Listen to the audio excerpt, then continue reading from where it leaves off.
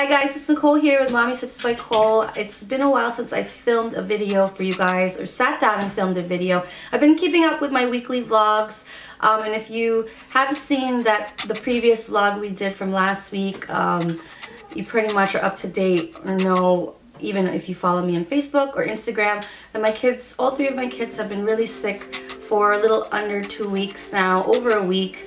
And we had a really big scare with Malia. She had a febrile seizure, and it was our first experience ever with that. And we're just very thankful that she's okay. It was just the most scariest experience and moment of my life. I just absolutely thought the worst at that moment. And looking forward now, that's Dylan. I'm looking forward, just trying to have a positive mindset and just take from it what I've learned. There's going to be no medical advice in here. Always must consult with your doctor anytime your kid is sick. And this can also apply to you as an adult or anybody out there, but I'm going to just, you know, specify this more for things for the kids. When it comes to being prepared, I have always had like a bag, or you could have like a little caddy or whatever it is that you want.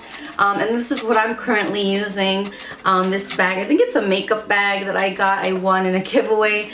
And I'm using it for like medicines. And the reason why I started using this because it's like waterproof inside, that when we do travel, I always bring this bag and throw in like all medications and stuff like that. They might just suddenly get sick in the middle of the night, and depending where you live, there might not be a 24-hour drugstore for you to just grab some Tylenol or Motrin or whatnot. So I think it's really important to always have those medications ahead of time. The first thing I wanted to share that you should be prepared with is thermometers, all different types of thermometers. I have these that are like stickers that my mom got from the hospital that she put on your forehead, and they give like kind of a roundabout reading, but not very accurate, like precise to the temperature. The ones I prefer most are these types of ear ones because they're very fast, and I think they give a pretty accurate reading. But I do not like this brand, Safety First, because we could not get the battery compartment open because the battery died, and we had to buy a new one, which I'll show in a second. But the one I prefer most is the Braun brand, which I've shown in a previous video, like newborn care must-have items, and I have not been able to find another one of that at the moment. But aside from having these, you need to make sure to have extra batteries and that the battery compartment is like easily accessible.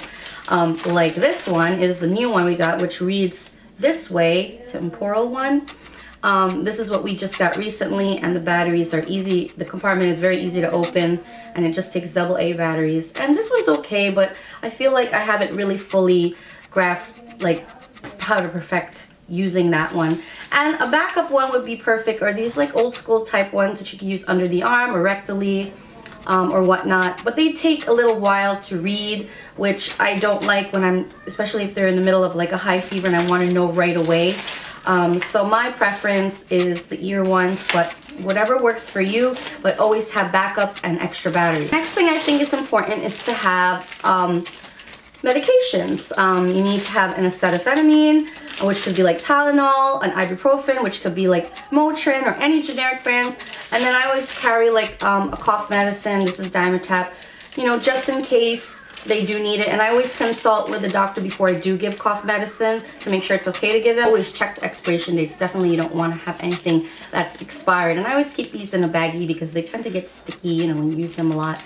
And you know, it's good for when you travel. Always know the weights of your kids, because I've even found out more recently that I would give a certain amount based on the age, but it wouldn't be enough because really it's based on their weight. So always make sure to know like what's the up-to-date weight of your child so that you can give them the proper amount of medication. Another baggie I have here is all different types of ways to, you know, give them the medicine through these little cuppies or these little droppers. But more recently, since Dylan, he refuses to drink it from the cup straight up, and he refuses to take it from the dropper. So I just learned this recently. I use straws for him. I put it in the little cup, and he will drink the medicine through the straw and alternate it with his like juice or water or whatnot.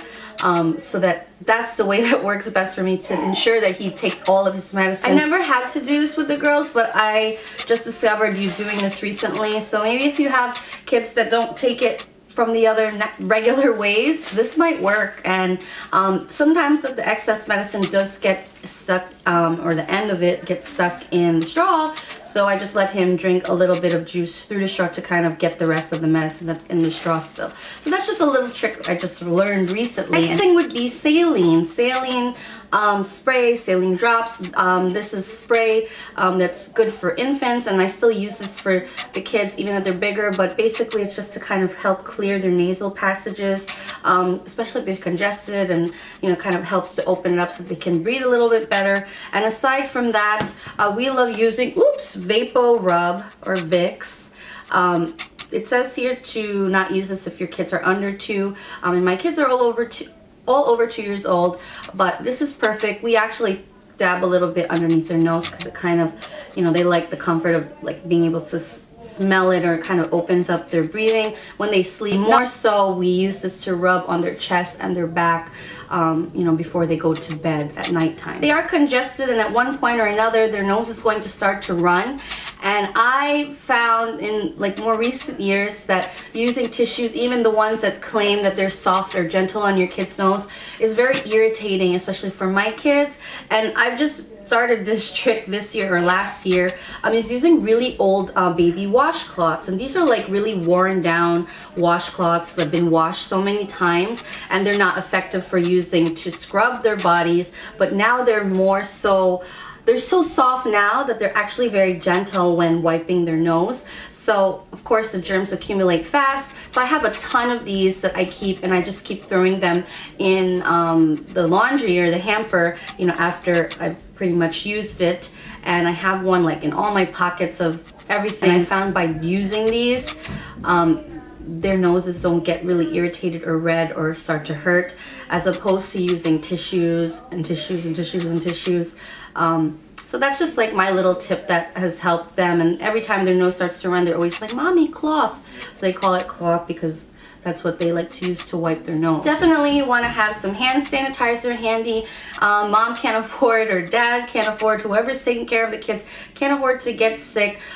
So this is like a quick way to kind of get rid of the germs. And of course you definitely want to make sure to always wash your hands all the time, especially all the kids washing their hands regularly. And always have a notepad, notebook, and a pen handy. I always keep it in that bag. I'm using this mainly right now to document all of their medications. I have 3 kids, and they're all on medication, so I'm always putting the time, their initials, and what they're taking, and how many times they took it. So definitely a notebook is so handy. Even prior to giving medications, I think it's important to have a notebook so you can jot down like what their temperatures were, or what their symptoms were, or maybe if they vomited, at what time of day, and how high their temperature was. So when you do go to the doctor, you kind of have an accurate documentation there. Okay, this is what happened to them at this time. So it can kind of help you as well as the doctor. This is like my lifesaver at the moment, because it is impossible for me to remember all of the medications, and if they took all of them, especially with having 3 kids, without this. An item that definitely wouldn't fit inside your little prepared medicine bag would be to have a humidifier. I think humidifiers work really great. We've had one since my first was born, and every time they do get sick or congested, we put that out in the room. And another item that I plan on getting that I have not gotten, that maybe some of you guys can tell me how it works. A friend of mine suggested to me these gel pads. I don't know the specific brand. I have to look at her message again, but she says that they're these cold gel pads that you put on their head. Pretty much work the same as a cold compress. If you guys have tried that, let me know how that works. If it's just as good or even more effective than.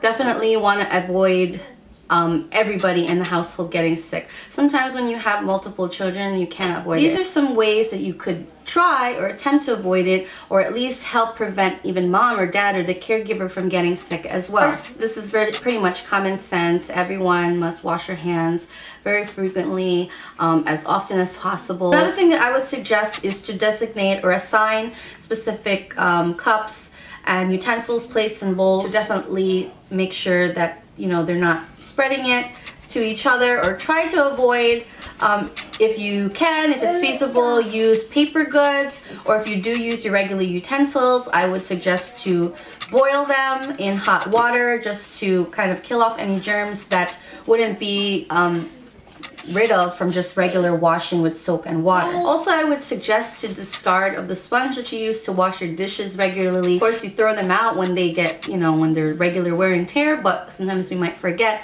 that they do harbor a lot of bacteria. Aside from that, I would suggest to get rid of, change their toothbrushes. So once that they're starting on the road to recovery, I would suggest to discard of the toothbrush that they've been using and to replace it with a new one. Again, they harbor lots of bacteria. Something that I like to do when, you know, somebody gets sick in the household is to really do a deep cleaning on the house. So aside from the regular cleaning that you do, sanitizing everything. So I like to use my trusty Lysol wipes to disinfect everything. Aside from the regular wipe down that everything gets, a regular vacuuming and all of that stuff, high traffic areas that are touched by everyone in the house. Sometimes we forget these things. Doorknobs, remote controls, sink knobs, light switches, the bathroom especially, disgusting, and toys that they've been using while they're sick. Disinfecting as much things as you possibly can. And also I like to change all of the bedding and wash all of the sheets and all of the towels that have been used during the time that everybody was sick. And lastly, to air out the house, meaning open as many doors if you can, depending how cold it is. It's been cold here, but while it was, even if it's cold, I open, you know, the bedroom windows, the bathroom, you know, some sliding doors, just to kind of get fresh air into the house and to kind of rid out the air that they've been breathing, you know, all the bacteria and all that stuff, kind of like to rotate and circulate the air. So that's something that's like really important to me that I thought might be helpful to some of you, or you may already be doing these things, but hopefully you guys got something out of this video. I think that's pretty much all the things I wanted to mention. It doesn't hurt to do these things and to be prepared. So I hope that this was helpful to some of you, and if you guys have other suggestions for me, I'm always open to hearing anything and everything from you guys. Leave them in the comments down below. I want to thank all of you that did send your sweet messages and prayers for the kids to me, whether it's through YouTube, Facebook, Instagram, or Twitter. I just want to thank you from the bottom of my heart. It really, really touched me and comforted me. I was very, very overwhelmed, and it was really, honestly, the most challenging week of my life as a mom. And, you know, having you guys as a support really means so much to me. I just want to thank you guys, and yeah, so I'll see you guys in my next video. Bye!